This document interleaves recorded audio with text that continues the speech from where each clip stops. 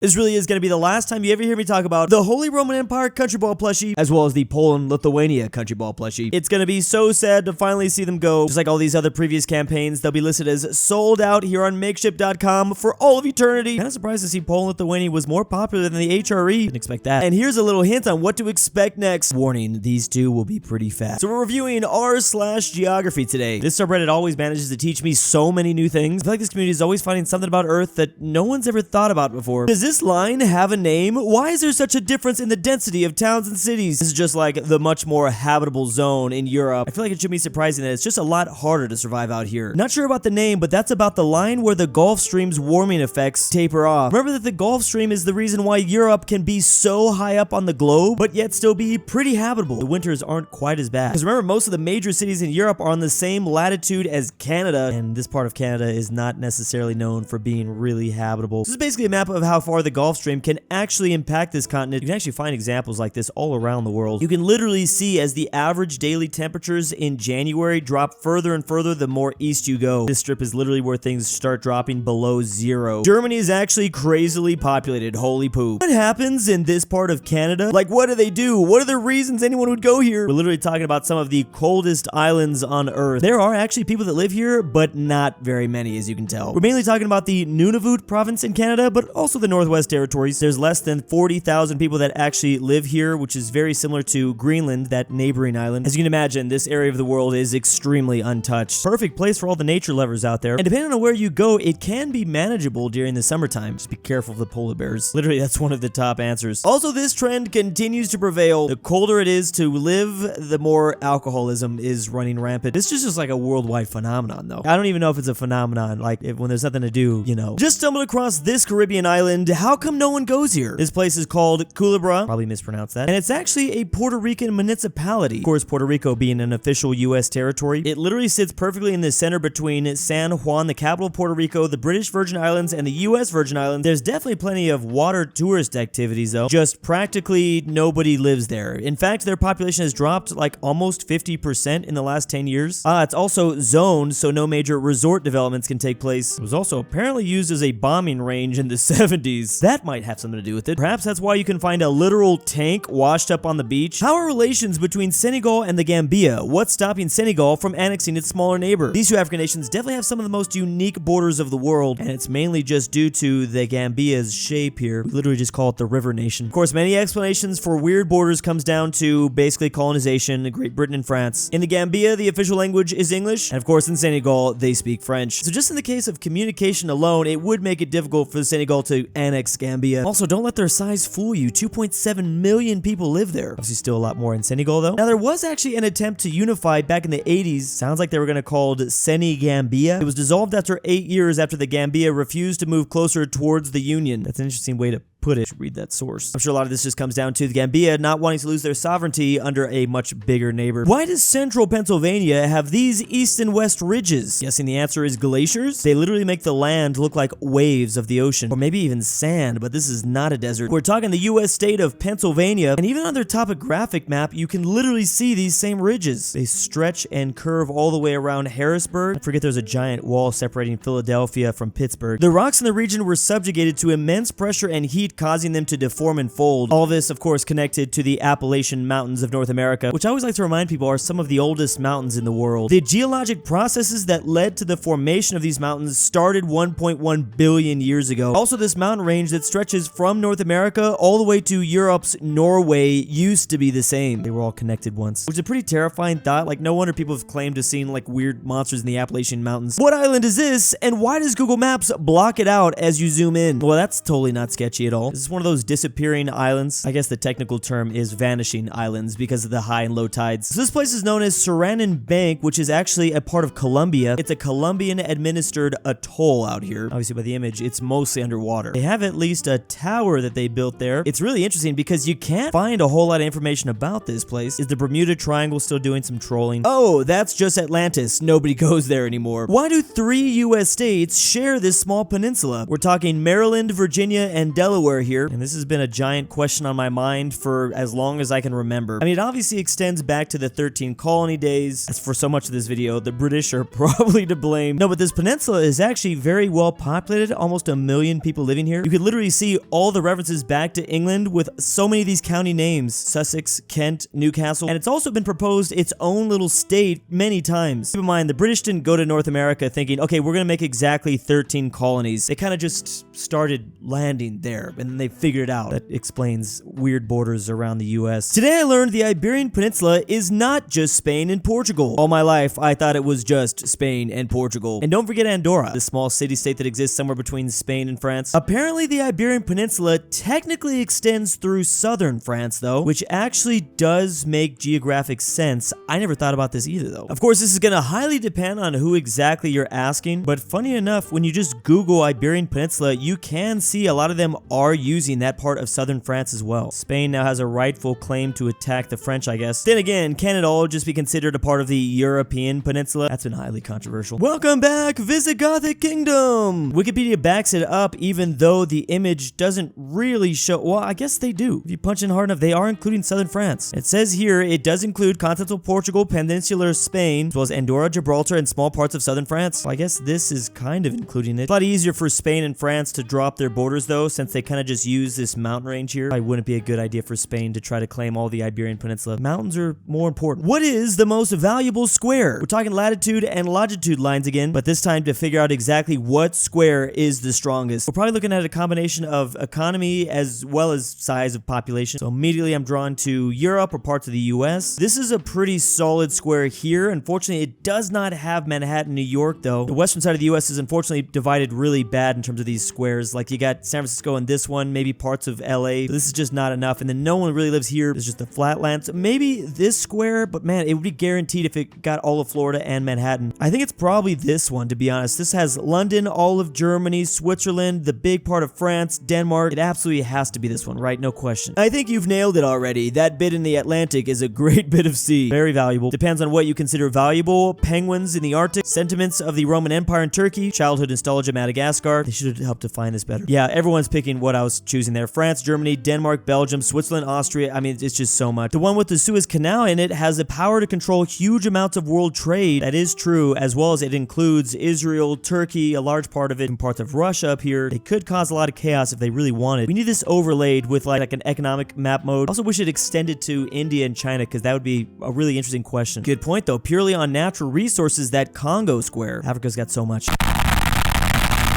Big thanks to my patrons this month. Kansas was mentioned. KingBearHaze, JohnDenver, I can't sleep without Drew's voice, DaBeautiful-MEGAN-Underwood, Archaeology, aPhatNarwhal, Carmel S, Connor Pavlik, DOOCHBAGGINS, Fredrik LuxembourgLover, Traven, Tambre, Sebby, if you hear this, KirinoIsBestGirl, I love you. the Mexican and 760. ZaneyBoi.